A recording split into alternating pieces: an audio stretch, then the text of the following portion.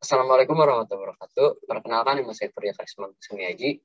Saya merupakan anggota dari kelompok 9, kelas F, Filsafat Informatika. Jadi, pada presentasi kali ini, kami akan membahas mengenai topik What is Logic?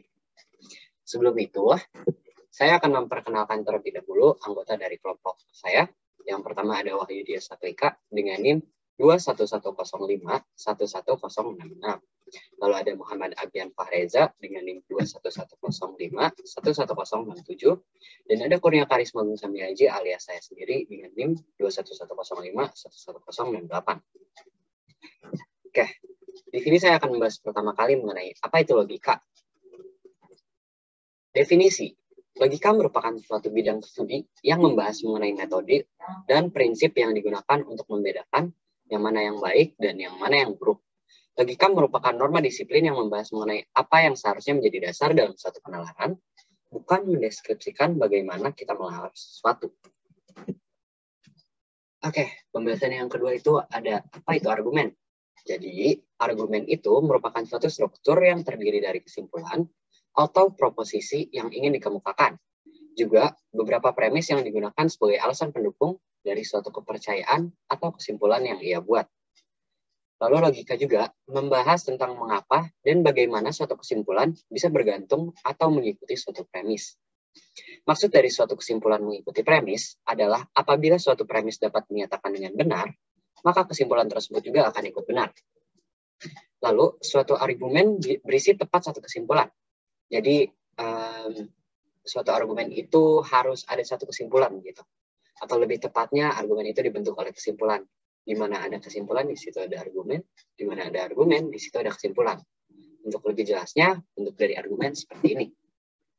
Nah, jadi bentuk standar dari suatu argumen itu berisi dari premis yang saling bertumpuk. Kayak di gambar situ yang ada di layar. Premis 1, lalu ada premis 2, terus hingga premis akhir. Lalu diakhiri dengan conclusion alias kesimpulan. Satu argumen bisa memiliki banyak premis, atau bahkan tak terhingga premis pun nggak apa-apa sebenarnya. Dan itu bisa ngebuat suatu argumen. Contohnya nih, suatu argumen itu kayak suatu hal identik dengan dirinya sendiri, alias sesuatu yang ngebedain dia dari yang lain. Terus di sini sesuatu dapat berarti kasus ataupun bukan kasus. Tidak ada suatu hal yang merupakan suatu kasus, namun bukan kasus juga. Suatu objek tidak bisa berwarna merah ataupun hijau keseluruhan secara bersamaan. Yang tadi saya sebutkan itu merupakan bentuk dari self-evident, di mana kita tuh tidak memerlukan premis karena memang sudah seperti itu adanya. Saya ulang lagi, di sini suatu objek tidak bisa berwarna merah ataupun hijau keseluruhannya secara bersamaan. Jadi kita tuh kayak nggak perlu butuh suatu premis buat ngebentuk kesimpulan dari argumen tersebut. Suatu argumen yang tidak memiliki premis disebut self-evident, alias kayak yang sebelumnya, di mana argumen ini tidak memerlukan bukti. Karena pada dasarnya, argumen tersebut sudah sangat jelas kebenarannya. Jadi, apabila terdapat suatu premis yang mendukung suatu kesimpulan self-evident, maka premis tersebut sudah dapat dipastikan benar. Begitu juga dengan argumen yang mendukung self-evident tersebut. Jadi, kalau ada suatu argumen yang mendukung self-evident lain, udah pasti si argumen ini benar. Karena self-evident ini sendiri benar. Oke, di sini ada contoh-contoh di atas dapat diterima hukum logika. Maksudnya contoh-contoh di atas ini merupakan contoh-contoh yang saya berikan sebelumnya, di mana suatu objek itu keseluruhannya cuma dapat berwarna satu, nggak boleh lebih dari satu. Nah, contoh-contoh tersebut dapat diterima oleh hukum logika, di mana hukum logika terdiri dari 3 hal, yaitu yang pertama, ada hukum identitas, yang kedua, ada hukum jalan tengah, dan yang ketiga, ada hukum kontradiksi. Jadi, self-evident ini merupakan suatu kasus khusus di mana terkadang ada beberapa yang memiliki premis dan ada yang tidak memiliki sama sekali. Bebas. Boleh yang pertama ataupun boleh yang kedua. Lalu ada identifikasi argumen. Karena suatu argumen hanya memiliki satu kesimpulan, maka untuk mengidentifikasinya, kita perlu mengidentifikasi dari kesimpulan terlebih dahulu. Dan setelah itu kita lanjut mengidentifikasi ke premisnya. Jadi mulai dari kesimpulan, lalu bakal kita identifikasi ke premisnya. Contoh nih, di sini selalu hujan selama 1 bulan ke belakang. Sepertinya besok akan turun hujan lagi. Pada contoh ini, kesimpulan berada pada kalimat kedua, sedangkan premisnya ada pada kalimat pertama. Jadi premisnya itu adalah yang kata-kata di sini selalu hujan selama 1 bulan ke belakang, sedangkan kesimpulannya itu adalah sepertinya besok akan turun hujan lagi. Indikator argumen. Indikator argumen itu kayak ada banyak sebenarnya. Kita mulai dulu dari indikator premis.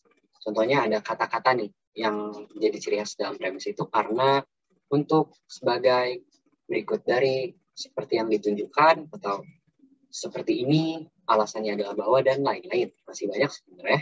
Kalau ada indikator kesimpulan, kata-kata yang menunjukkan bahwa itu kesimpulan itu, biasanya ada kata-kata akibatnya, oleh sebab itu, oleh karena itu, atau untuk membuktikan bahwa. Nah, itu tuh disebut kesimpulan biasanya. Kita lanjut. Argumen eliptikal. Argumen eliptikal adalah suatu argumen yang tidak ada premis ataupun kesimpulan. Jadi nggak ada salah satu, bisa tidak ada premis ataupun tidak ada kesimpulan. Pada kasus ini, salah satu penyusun dari argumen tersebut harus menutupi kekurangan penyusun yang tidak ada. Contoh nih, kalau misalnya nggak ada kesimpulan, maka argumen nggak ada kesimpulan, maka premis harus menutupi kekurangan pada kesimpulan yang tidak ada tersebut. Ataupun vice versa, kebalikannya. Contoh, apabila suatu argumen kehilangan premis, maka kesimpulan yang ada pada argumen tersebut harus menutupi kekurangan yang diakibatkan tidak adanya premis pada argumen itu. Contoh, kenapa kamu masih ada di sini? Seluruh siswa harusnya sudah melapor ke ruang guru 15 menit sebelum pendidikan dimulai. Pada contoh tersebut, kita mengetahui bahwa kita harus melapor 15 menit sebelum penyelidikan dimulai. Namun kita tidak diberitahu di mana, di situ itu di mana. Kan mana sih di sini tuh? Kenapa kamu masih ada di sini? Ada di sini. Di sininya itu kita nggak dikasih tahu ada di mana. Kalau ada subargumen, di mana terkadang terdapat suatu argumen dalam argumen yang lebih besar. Jadi kayak argumen disusun oleh argumen lain. Nah, itu disebut sebagai subargumen. Di mana setiap argumen tersebut terdapat kesimpulan yang digunakan sebagai premis dari argumen lainnya. Dan inilah yang disebut argumen berantai. Jadi kalau misalnya ada suatu argumen yang didukung oleh argumen lain yang memiliki kesimpulan, itu disebut chain argument. Contoh, tanpa komunitas, suatu individu tidak akan berkembang. Tapi, suatu komunitas tidak akan muncul tanpa suatu keadaan. Dan tanpa suatu keadaan, suatu individu tak akan berkembang. Kurang lebih begitu untuk bagian subargumen. Dan selanjutnya, deduktif dan induktif akan dibahas oleh teman saya, Muhammad Abian. Silakan. Ya. Baik, selanjutnya yaitu deduktif dan induktif.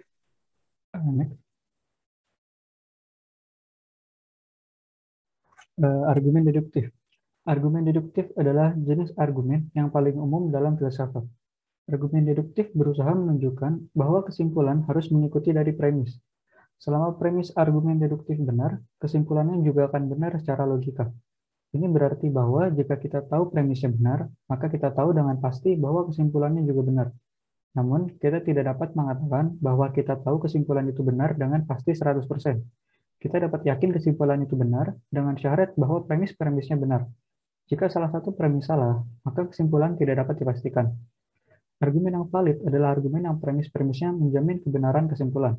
Artinya, jika premis-premisnya benar, maka kesimpulannya tidak mungkin salah.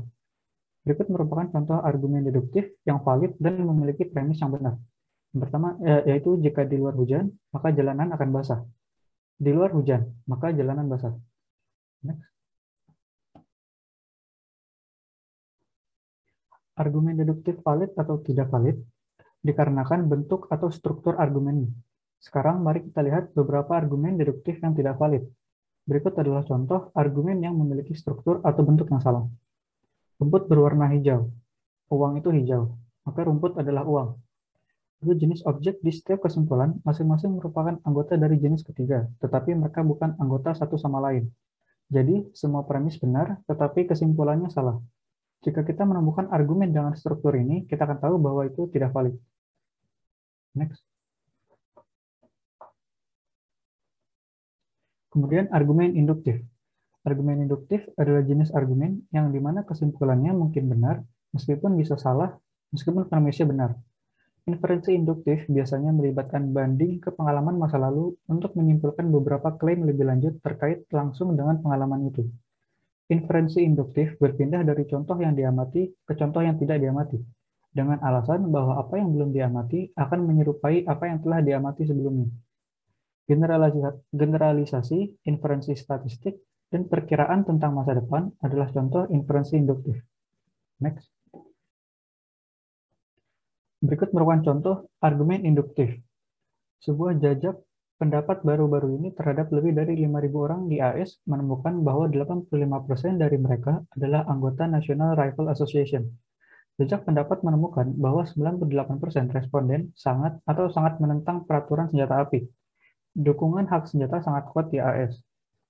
Meskipun kesimpulan dari argumen ini mungkin benar dan tampaknya didukung oleh premis, ada kelemahan utama yang melemahkan argumen tersebut. Inferensi induktif tergantung pada apakah kumpulan sampel pengalaman dari mana kesimpulan disimpulkan mewakili seluruh populasi yang dijelaskan dalam kesimpulan. Dalam kasus di atas, kita diberikan contoh pengalaman yang tidak mewakili populasi dalam kesimpulan.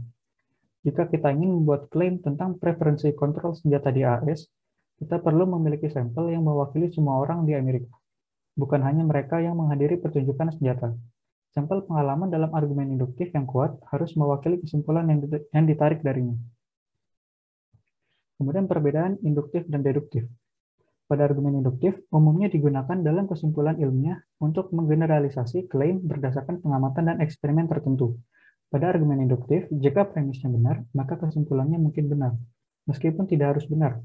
Selain itu, menambahkan premis baru dapat mengubah kekuatan argumen. Kemudian, argumen deduktif lebih sering ditemukan dalam matematika dan filsafat karena menjanjikan pengetahuan dengan pasti dari premis-premis yang tidak perlu sudah diketahui benar atau salahnya. Pada argumen deduktif, untuk argumen yang valid, jika premisnya benar, maka kesimpulannya harus benar. Namun, menambahkan premis belum tentu menghasilkan argumen yang lebih kuat. Kemudian selanjutnya akan dijelaskan oleh Wahyu Dia Sapiga.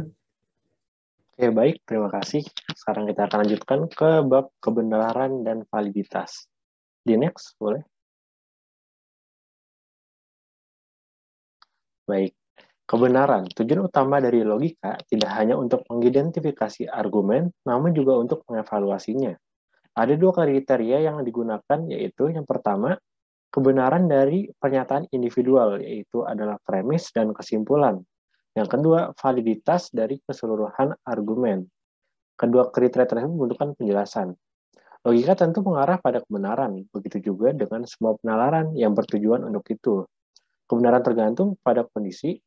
Makhluk yang cerdas seperti manusia tentu ingin mengetahui apa yang terdapat di luar sana, hubungan yang terjadi dan yang mungkin terjadi. Semua ilmu bertujuan untuk membangun pengetahuan. Next. Logika pada khususnya dapat dianggap sebagai suatu jenis ilmu khusus yang bertujuan tidak hanya kepada definisi kejadian atau keadaan tersebut, tetapi juga kemungkinan yang dapat terjadi. Oleh karena itu, meskipun mungkin kita tidak mengetahui bagaimana keadaan sebenarnya, kita ingin mengetahui apa yang mungkin terjadi jika hal ini dan hal itu terjadi.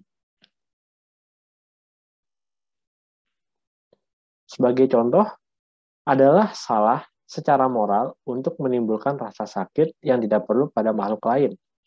Dan contoh kedua, beberapa hewan dapat merasakan sakit. Dan yang ketiga, secara moral, melukai hewan merupakan hal yang salah. Kita mungkin belum mengetahui kebenaran premis tersebut. Dalam contoh 1.3, kebenaran dari 1 merupakan subjek dalam perdebatan moral, bahwa dari 2 merupakan subjek dari penyelidikan ilmiah, namun kita tahu bahwa jika 1 dan 2 benar, maka 3 akan mengikuti. Kita dapat ceritakan hasil ini dari hubungan antara 1, 2, dan 3. Hubungan antara premis dan kesimpulan disebut validitas. Nah, sekarang kita masuk ke validitas. Sebuah argumen akan valid jika kesimpulan sama dengan pernyataan premis. Hal ini berarti kesimpulan tidak akan salah jika semua premis salah. Argumen yang tidak valid adalah invalid. Mari kita ilustrasikan konsep dari validitas berdasarkan contoh. Selanjutnya, kita akan memperkenalkan keterampilan yang lebih formal dalam menentukan validitas suatu argumen. Faktanya, penentuan validitas adalah salah satu perhatian utama dari logika. Nah, sebagai contoh, berikut adalah argumen yang valid. Jika terjadi hujan, maka tanah akan basah. Terus terjadi hujan, tanah basah. Argumen valid karena kesimpulan sama dengan pernyataan dari premis tersebut. Kemudian next. Nah, kalau ini adalah argumen yang kontras dengan argumen lainnya. Jika terjadi hujan, maka tanah akan basah. Tidak terjadi hujan, sehingga tanah tidak basah. Nah, ini adalah argumen yang tidak valid, karena meskipun premis 1 dan 2 benar, 3 masih bisa salah. Misalnya seseorang mungkin memercikan air ke tanah, atau memecahkan botol secara tidak sengaja, dan tanah menjadi basah. Begitu juga saat tidak hujan, tanah mungkin masih basah. Kebenaran dari premis demikian tidak menjamin kebenaran kesimpulan, maka argumen tersebut tidak valid. Kemudian next. Nah, ini adalah kesimpulan dari presentasi kali ini. Nah, logika merupakan suatu bidang studi yang membahas mengenai metode dan prinsip yang digunakan untuk membedakan yang mana baik dan mana yang buruk. Penalaran dapat diformulakan dalam bentuk argumen, sebuah struktur yang terdiri dari satu kesimpulan dan alasan yang mendukung. Kesimpulan disebut premis. Namun, terkadang argumen sering kekurangan premis, subargumen, dan berbagai struktur. Kemudian next. Argumen dibagi menjadi dua, yaitu adalah deduktif dan induktif. Argumen deduktif adalah argumen di mana kebenaran premis sepenuhnya menentukan kebenaran kesimpulan ketika argumennya valid. Dan argumen induktif adalah argumen yang kesimpulan mungkin benar meskipun bisa salah bahkan ketika premis-premisnya benar. Logika tentu mengarah kepada kebenaran, begitu juga dengan semua penalaran yang bertujuan untuk itu. Sebuah argumen akan valid jika kesimpulan sama dengan pernyataan premis. Nah, mungkin sekian presentasi dari kelompok 9. Bila ada salah kata mohon dimaafkan. Wassalamualaikum warahmatullahi wabarakatuh. Terima kasih. Terima kasih.